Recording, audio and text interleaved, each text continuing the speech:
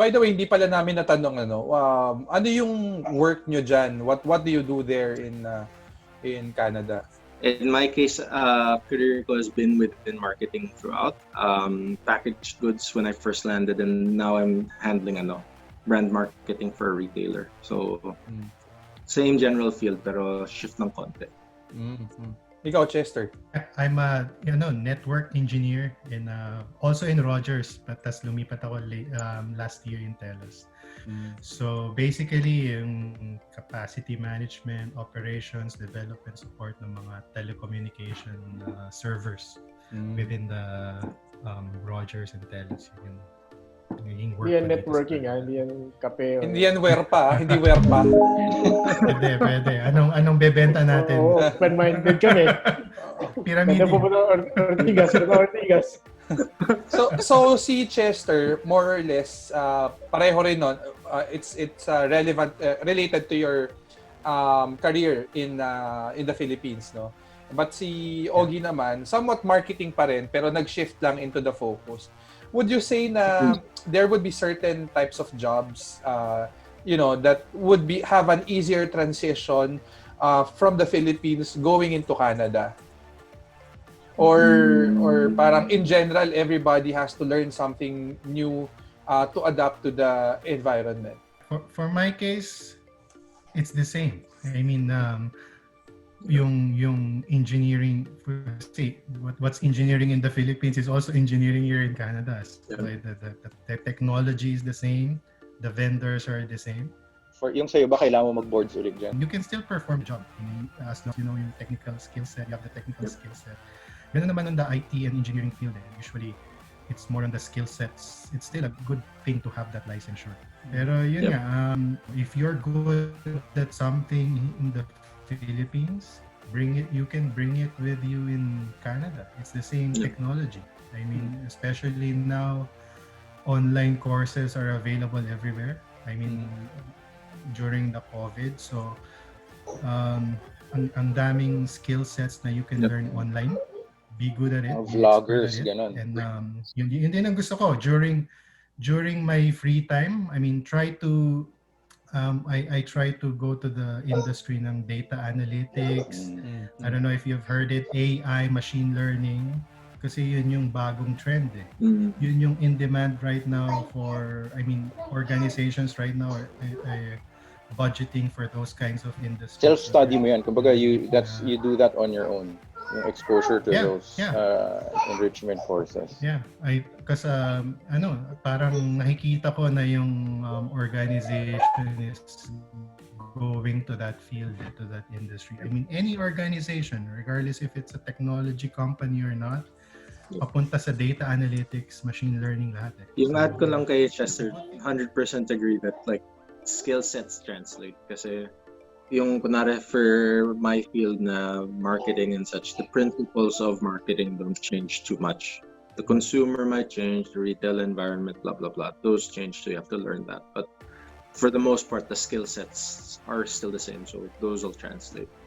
I think may variability ng konti depending on the type of work you do. Pero if it's a very skill-driven job, similar ng kay Chester and to some extent mine, the transition's a little easier. I think there is an adjustment though in terms of learning the culture, learning the people, yung work environment, and there's going to be variance as well depending on the company. Pero I would share na lang on my end na parang when I was new, sanay ako from back home na you work a couple of extra hours after. And it was just normal days like 7 or 8 or whatever. It's later. Pero dito, parang at some point, when I was doing a little bit of that, kinausap ako parang, hey, you don't have to stay late. You don't have to do the extra stuff. It can keep. It'll be fine. Parang ganun yung pakiusap nila sa akin. Kasi they really are sort of conscious of that split in terms of your personal time and your work time. At least in the company culture that I was in, which was good. But in that sense, it might be different depending on the company, but the principle of learning what the culture of that company is probably something people will have to adjust to, because it is likely going to be quite different from whatever it is you're used to back home. So, siyempre, back home, you come from a decent enough school, pagpunta ka mall, obviously, usually ang guard, ma'am sir, di ba? As in, iba yung, like, I guess, I don't wanna say it's like social status mo in Manila where you come from a relatively advantaged background versus most of the community. Meron bang adjustment or like meron ba kayong personal journey in that sense na when you moved there, it was very different or like in terms of self-confidence? How was that for you? I think you notice the change. Whether it affects you is more personal. Kasi kung gano'ng ka-importante sa'yo yung status na yun, you might notice na wala na yun. Pero if it meant a lot to you, then it'll bother you. And if it was okay lang for you, then whatever. Doesn't really matter. Pero in my case, napansin ko siya kasi just because, you're middle class, you're like pretty much everyone else, and that next tier up is, I think in my perception, mas malayo talaga. And parang in some ways, that creates an expectation for you na parang, okay, if this is the baseline for me going forward, okay, then you get used to it and you adjust to it and so on. I agree with Ogge. Pero two things yung nakita ko from that perspective. Yung first is yung equality talaga dito. I mean, everyone is treated equally. Like people who are doing let's say that skilled labor, you treat them with respect. I mean, I remember one time nasa coffee shop ako, tapos nakapila ako, tapos meron dong parang 911 worker or healthcare worker. Tapos the next guy before me, tinanong niya yung healthcare worker na, what are you having? I'll treat you because of your services. So we treat those kind of workers with utmost respect talaga. Holding the door for other people. I mean, that's normal routine for Canadians. Canadian ba si Hodor? Wala. Huwag mo na akong pansin. Masyado ka. Iba yung level ni Gabe. Iba yung level ni Jones. Ganado yung pagiging tito niya ngayon. The second thing, I think yung nakikita ko dito is being a man for others. I was really expecting all of humanity will do that. Pero yun na, nung nakita ko yun sa mga Canadians, parang may hope pa pala yung mankind. To be a better person for everyone. So, yun yung mga examples ng changes, pero on a positive note. Yeah, I'd agree with that. Ganun din yung experience ko here. And I don't know if it's representative of all of Canada or anything else, but the culture in general is there's probably a general sense of taking care of other people in the community. Hindi naman siya overt na you're like lovey-dovey and hugging people and whatever, but it's just there's enough of a care and respect for people that I think kahit papano it's subtle things that you'll appreciate na lang. And I think it weighed in a little bit when I was thinking of moving na, because I had the option between moving to Canada and the US, and there was something about Canadian culture in terms of how it takes care of people and its respect for people that I gravitated to when I made my choice. At the time when I was making that choice, the US wasn't what it is today. So hindi naman siya parang glaringly obvious na there's something off about what's happening in the US. Pero I think it was more of a testament as well to parang yung kultura ng Canadians in general. Lang gusto tanong ni Ping kasi yung usual na parang difference na fina-flag is yun nga mas pronounced yung equality dyan, wala masyadong mga social status. And related to that is yung dito sa Pilipinas, sanay tayo sa kasambahay or household help. So parang how big of an adjustment was that? Yung wala kang kasambahay or walang katulong sa childcare? Yeah, I can start. Ever since nagpunta ako dito sa Canada, naging uusi ako eh. Kasi you're doing all the household chores, you're cleaning the house, so parang gusto mo, I mean, lahat organized, proper place, everything should be clean. So either Canada yung nagturo sa akin nun or si Raisa nagturo sa akin nun. I don't know. But yeah, it's really because of the manual. You're doing it manually. You're putting your hands on it. So gusto mo parang yun din yung bahay mo is your baby, parang ganun. You'll spend a lot of time for sure compared in the Philippines. Kasi for my case, I think the weekend you'll cut the grass. The other week, you'll clean the washroom. Those are the things na hindi mo naman ginagawa in the Philippines, di ba? Dahil may household ka. So, yeah, big change. Pero think of it as a positive change for us, especially in our age, na mag-mature na tayo, di ba? So, yeah. Yung add ko dyan is you will choose the chores that will really add value and then the stuff that don't, baka hindi mo na gawin. Magiging mas ruthless ka rin kung anong chores yung worth doing. Alala ko dati sa Pilipinas, because you have household help, pinaplansya nila lahat ng damit. Just because. Dito, dahil ako magpaplansya, piling-pili kung ano lang ipaplansya ko. Kung hindi ko kailangan yun i-plansya, hindi ko siya ipaplansya. I swear, ironing clothes takes forever. So even yung at mga nakakauso pambahay. din siya. Kasi kitang-kita mo pag may wrinkle. O pag pambahay, wala na akong pake. Titiklop ko lang yan, wala na akong pake. Anyway, but din yung adjustment for me. The other thing I'll add na lang to what Chester said is, you learn to be handy. Kasi kunwari merong may masira or there's something, kunwari may magkabutas sa wall and you have to patch it up. Mahal din to get someone to come in. Or if you're going to install something, mahal to get someone to come in. Like, magiging best friend mo ang YouTube to understand, okay, paano ko install to, ano yung kailangan kong tools, then you start building up a set of tools in your garage or whatever, and you'll learn that you can actually do a lot of stuff on your own, wherein back home you're probably, because ang dali lang to get someone to come in to fix something, you don't bother to learn it. And for me, yun yung parang difference din eh. You're forced a bit to be a bit more independent, and you learn a lot of different life skills. Like recently, my work has me learning a lot more about automotive and taking care of a car and maintaining a car. And one of the things I learned is I don't know a lot about it because we had a driver, and the driver took care of maintaining it. So I never really had to learn. The extent of my knowledge was I know how to change a flat tire if I ever got stuck. Pero parang maintaining all of the other items of your car, fluids, oil, blah, blah, blah, blah, natutunan ko rin while I'm here. So I'd say it brings out other things in you that you didn't know you had or could do. So I think there's a self-sustaining or independent nature to it that's also really positive if you really take on that challenge.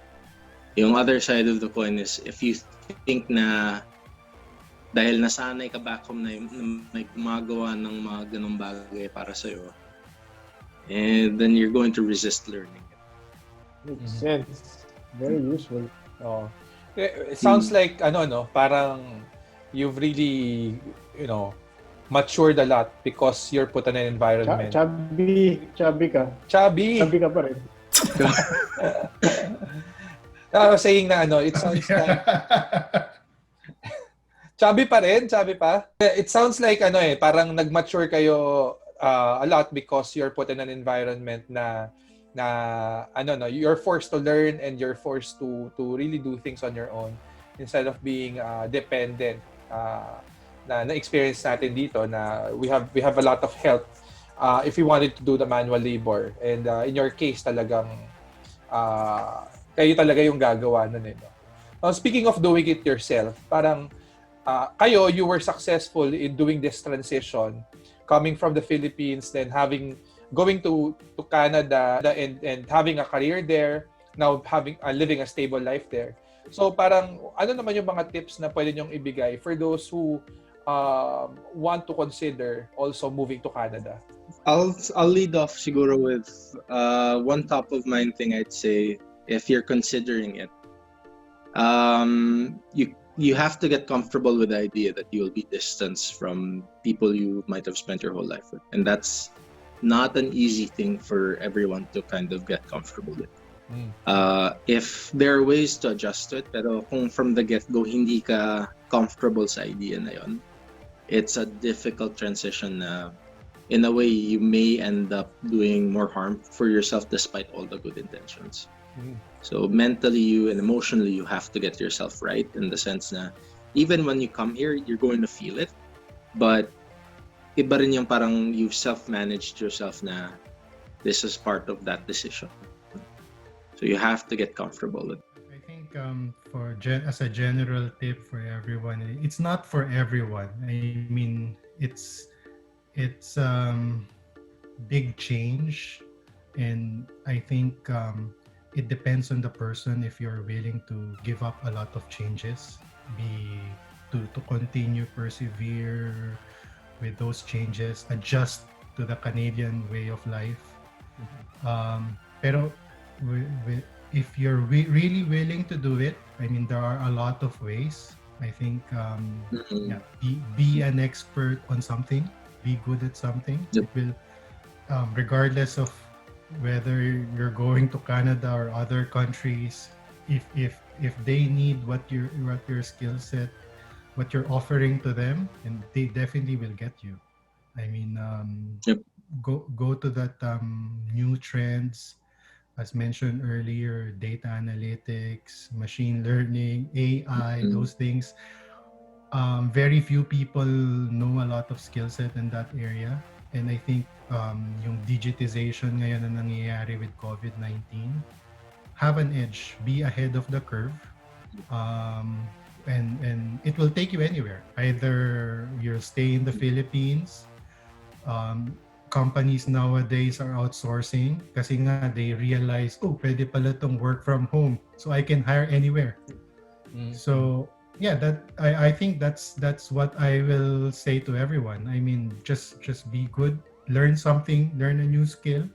Easier said than done, pero I hope we keep that in mind, and then it will reap the benefits later on. One thing I'll add, probably more specific to those that make the jump and then they're trying to find work here. I think one of the things you have to adjust to is iba rin yung kultura of the place you're moving to, right? So one thing at least I know within my experience here is the culture of networking for work is probably more prominent but also more purposeful.